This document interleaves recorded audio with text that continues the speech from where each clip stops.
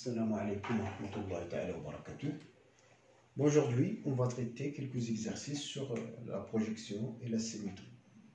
Donc, on va traiter cet exercice. Bonsoir, P de R3 vers R3, qui est X, Y, Z, associé le triplet, moins 2X, moins 2Y plus 4Z, X plus Y moins 2Z, moins X, moins Y plus 2Z. Montrez que P, et c'est un endomorphisme. C'est une question évidente et facile. Encore une fois, donc si vous avez X égale X, Y, Z. Y est égal A, B, C. Pour montrer qu'une application est linéaire, un endomorphisme, ça veut dire que c'est une application linéaire de E vers le même espace.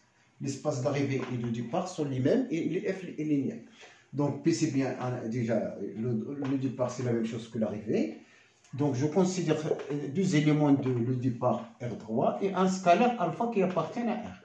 Donc, je calcule P2 grand X plus alpha Y.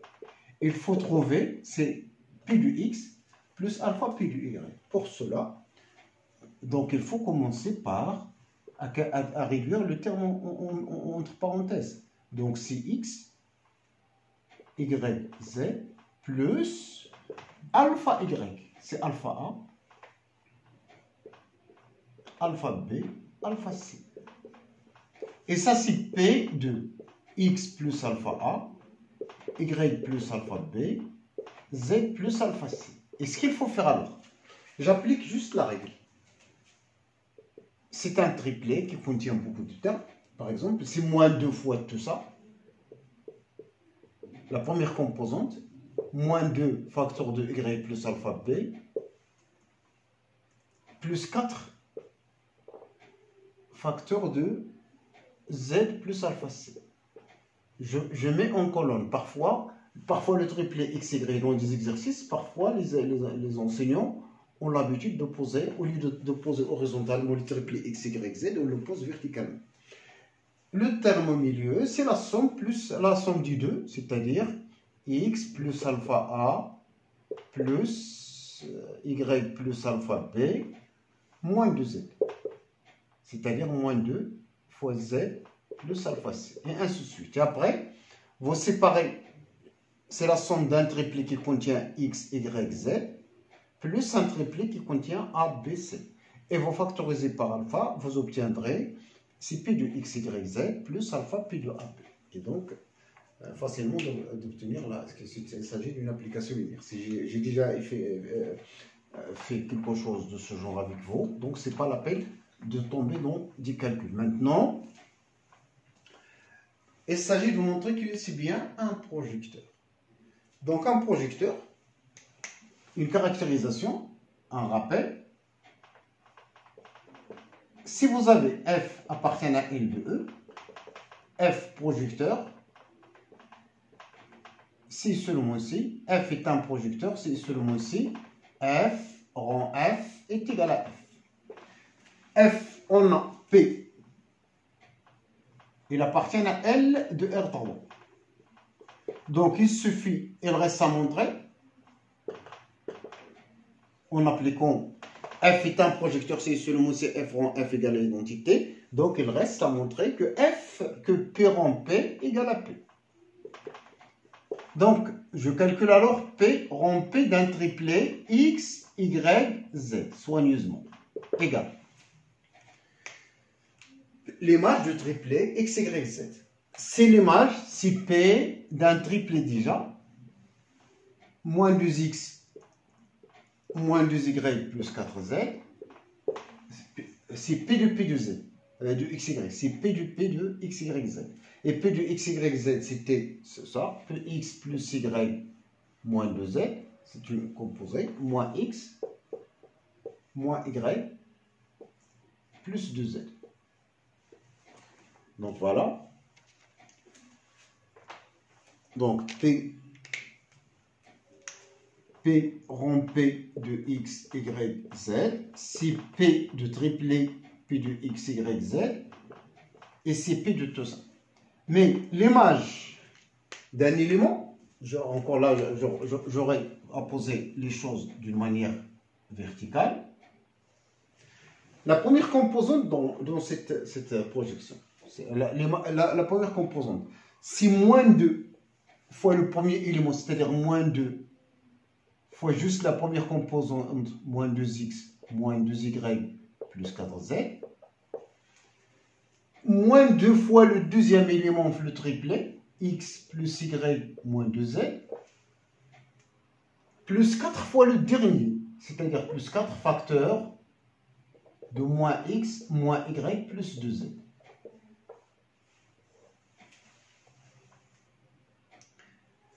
La deuxième composante, c'est la somme sur moins 2 fois le dernier, la somme des deux premiers, moins 2x, moins 2y plus 4z, plus x plus y moins 2z, moins le dernier, c'est-à-dire moins 2 facteurs de moins x moins y plus 2z. Maintenant, le dernier, c'est l'opposé du premier, c'est donc 2x plus 2y moins 4z, plus l'opposé du suivant, plus le double du dernier, c'est-à-dire moins 2x moins 2y plus 4z. Donc voilà. Et donc, maintenant, je n'ai qu'à réduire les calculs. Donc, P, excuse là, donc P rond P de x, y, z égale. Donc, je retourne pour montrer que P c'est un projecteur. Il est déjà linéaire par la première question. Il faut montrer que P rond P égale à P. Et donc, je vais essayer de calculer P rond P de x, y, z. Et je souhaite trouver x, y, z. Maintenant, je remplace carrément le triplet P de x, y. Je peux le noter dans un premier temps, grand T, x', y', z', je remplace et je fais les calculs. Donc, on va maintenant soigneusement faire les calculs. J'aurai alors moins 2 fois moins 2x, c'est 4x. 4x moins 2x, c'est 2x. Moins 4x, c'est moins 2x. Je fais le dernier, je vous laisse donc le suivant. Moins 2x plus x, c'est x. Bon, il y a d'autres termes qui vont se simplifier, je n'ai pas terminé. Plus 4y, moins 2y. Plus 4y, moins 2y. C'est 2y. Moins 4y, c'est moins 2y.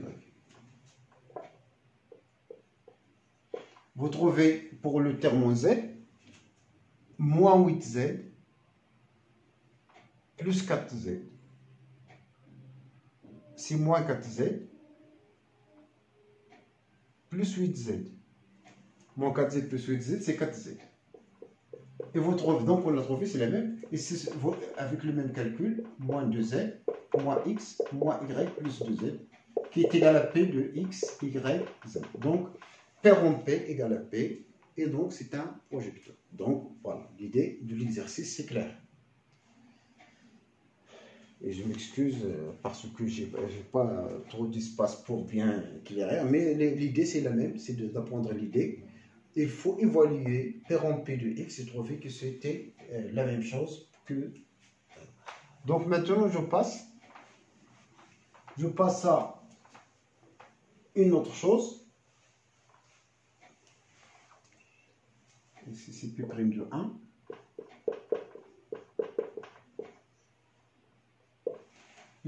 Une autre chose, parfois, on vous donne une application linéaire, on vous demande qu'il s'agit bien d'une projection. Maintenant, on vous donne deux espaces supplémentaires, on cherche à exprimer la projection sur H parallèlement à F. Donc, pour nous, on a le P.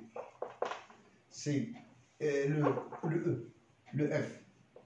C'est l'ensemble des polynômes de R2 de X, tel que pi de 0 égale à 0, pi' de 1 égale à 0.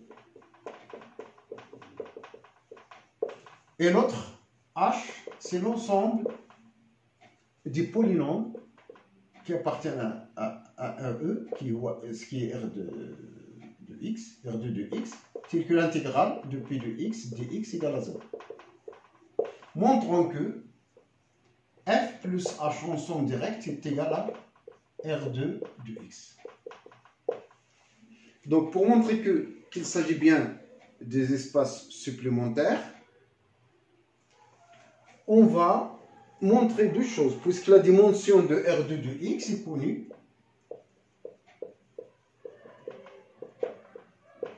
Il suffit à ce stade de montrer que F inter H réduit au vecteur nul, au polynôme nul, et la somme des dimensions est égale donc à 3. Donc, si je considère P appartient à F est équivalent, avec P, on pose P égale à AX carré plus BX plus C. Est équivalent donc à P de 0 égale à 0, c'est-à-dire C est égal à 0, et P' de 1, c'est-à-dire 2 fois 2A plus B égale à 0. Donc notre polynôme P, il va s'écrire alors. Donc le B, il va s'exprimer en fonction de A. Donc c'est AX carré plus B. B c'est quoi? Moins 2AX. Plus C qui est 0. Donc normalement, avec ça, le F est égal à vect de x au carré moins 2x. Il est engendré par le polynôme x carré moins 2x. Voilà. Donc, c'est une droite vectorielle. C'est un sous-espace de dimension 1. En ce qui concerne H, donc on va considérer aussi P, c'est AX carré plus BX plus C. Lorsqu'on dit que P appartient à l'espace H, est équivalent à l'intégrale de 0 à 1 de P de x dx égale à 0. Là, c'est une fonction polynomiale. Ce qui est équivalent, c'est quoi notre intégrale? L'intégrale de cette fonction, je mets entre crochets la primitive. Donc, c'est 1 sur 3 x cube plus b sur 2 x au carré plus 6x. Et donc, égal à 0. Donc, c'est égal, ce qui donne 1 tiers a plus b sur 2 plus c égale à 0. Plus c égale à 0.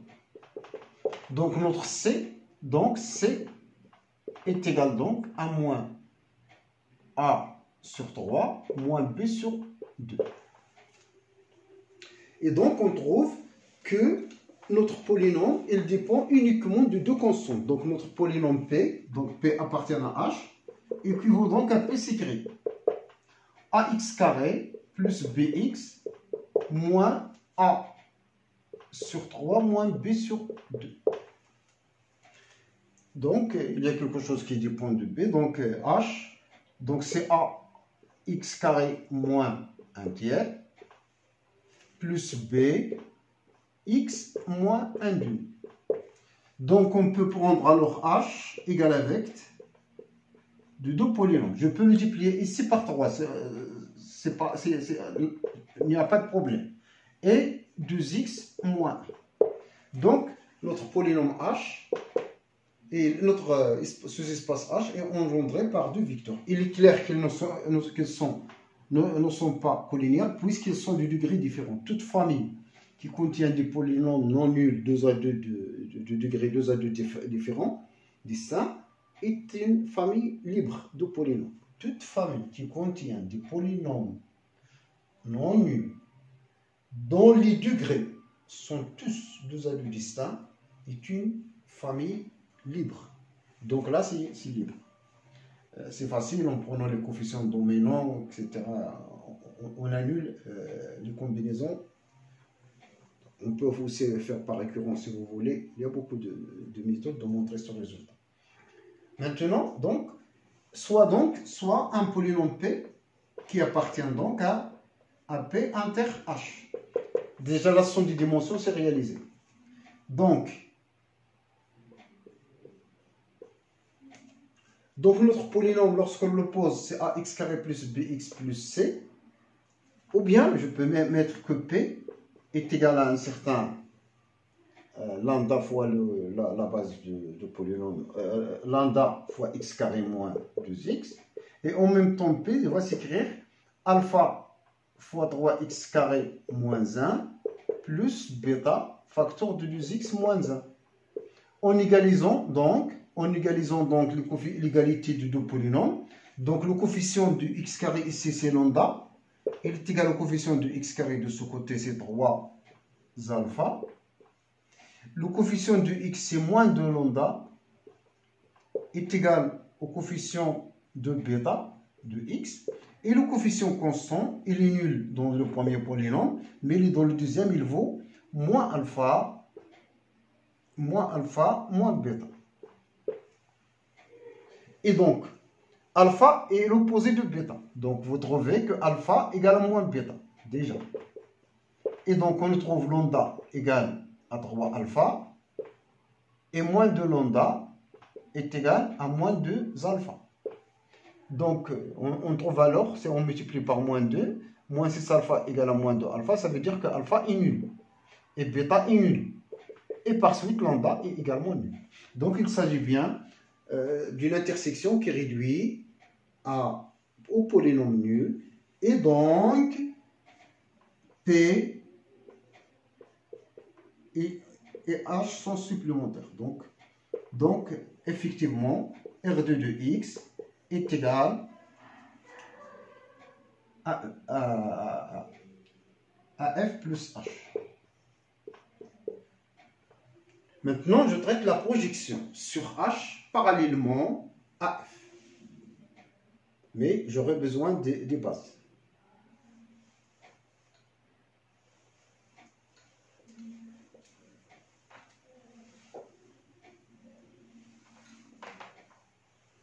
Donc, question, soit P est égal à ax carré plus bx plus c. Calculons pi de P, petit p en fait, avec P, la projection sur H parallèlement à F. Aussi bien que notre polynôme P, il va s'écrire alors sous forme d'un élément, en fait, je l'appelle P1 pour le moment, plus un élément P2. Cet élément P1, il appartient à F, et l'autre qui appartient à H. Donc notre P, le fait que P1 appartienne à F, et F il est engendré par x carré moins 2x. Ça veut dire que ce polynôme P1, il va s'écrire comme étant, il s'exprime dans la base de l'espace vectoriel F. Donc il va s'écrire sous la forme lambda, facteur de x au carré moins 2x. Plus un deuxième élément que je sais bien qu'il appartient à H. Mais H, il est engendré par deux polynômes. Donc, il va s'exprimer comme étant alpha fois 3x carré moins 1 plus bêta fois 2x moins 1. La projection de ce polynôme sur H parallèlement à F, c'est cet élément. Donc, il y a deux inconnus. Et donc, j'ai des inconnus à calculer. Mais, il est préférable toujours de calculer d'abord lambda. Et je sais bien, alors à ce moment-là, que la projection, c'est P moins lambda. Lambda fois x au carré moins l'élément. Donc, je répète, j'ai P se décompose en un élément de F plus un élément de H. P de P, donc le polynôme P c'est un élément de P1. Il appartient à F, donc il est collinéaire avec x carré moins 2x plus x carré moins 2x est une base de f. L'autre élément se décompose dans la base de polynôme h. Et je sais bien que P de P, avant de faire les calculs, il va s'exprimer comme étant le polynôme P moins lambda x carré moins 2x. Donc il est préférable de calculer lambda que d'aller calculer alpha et bêta. Et pour calculer maintenant ça, pour calculer ce lambda par exemple, on a P moins lambda x carré moins 2x, c'est un polynôme qui appartient à P2. Donc, je peux calculer avec, il appartient à P2, donc l'intégrale, je retourne, l'intégrale de 0 à 1 de P de x moins lambda x carré moins 2x égale à 0 de ce polynôme. Donc, c'est quoi l'intégrale? Donc, j'écris directement la primitive. P, la primitive de P, c'est a sur 3 x cube plus b sur 2 x carré plus cx moins lambda x cube sur 3 plus lambda x carré. Si je me trompe, 0 et 1. Ça égale à 0. Ça donne alors la valeur de lambda sans aucun problème. Elle est de coefficient. Donc c'est a sur 3 plus b sur 2 plus c. Je remplace là par 1 moins 1 tiers plus 1. Donc plus 2 tiers lambda égale à 0. 2 lambda égale à moins 3 demi facteur de a sur 3 plus b sur 2 plus c. Je trouve lambda. Et donc ma projection, la projection P2 polynôme P, c'est alors ax au carré plus bx plus c, c'est le polynôme P, moins le scalaire qu'on a trouvé fois le polynôme x au carré moins 2x. Donc notre lambda c'est, je décompose alors moins a sur 2 moins 3 quarts b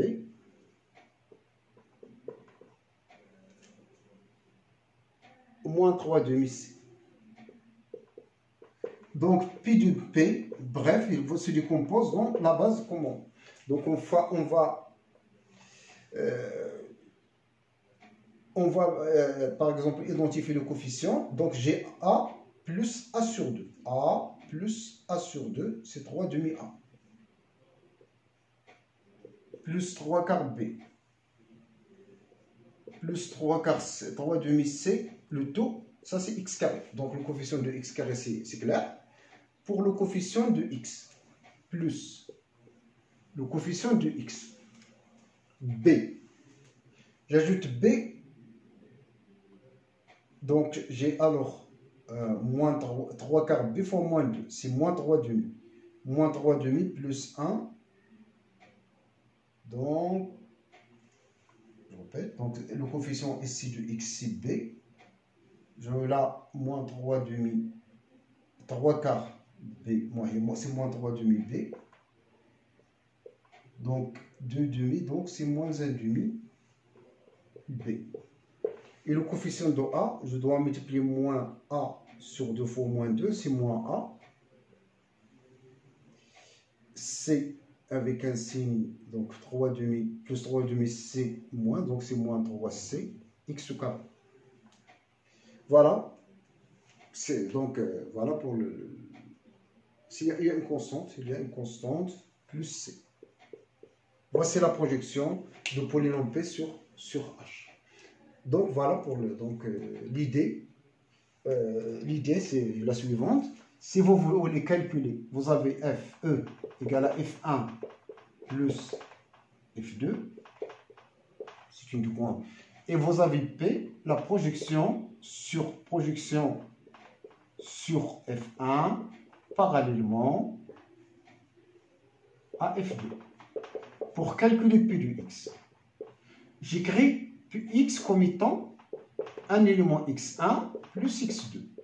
Et j'exploite le fait que X1 et X2 appartiennent à F. J'exprime par exemple X dans la base de F1 j'exprime x2 dans la base de f2. Je cherche le minimum d'inconnus. Et donc, si par exemple, le fait que x2 appartienne à f2 contient beaucoup de contraintes, alors à ce moment-là, je commence à faire le fait que x moins x1 appartienne à f2 et x1 appartiennent à f2, les deux à la fois. Ces deux choses à la fois, ça nous permet de calculer x1 et donc de calculer en fonction de x et donc de calculer x moins x1 qui va fournir la projection sur f2 parallèlement à f1. Donc ça dépend de ce qu'on veut. Voilà, j'arrête à ce niveau. Donc à la prochaine, Inch'Allah, et à bientôt.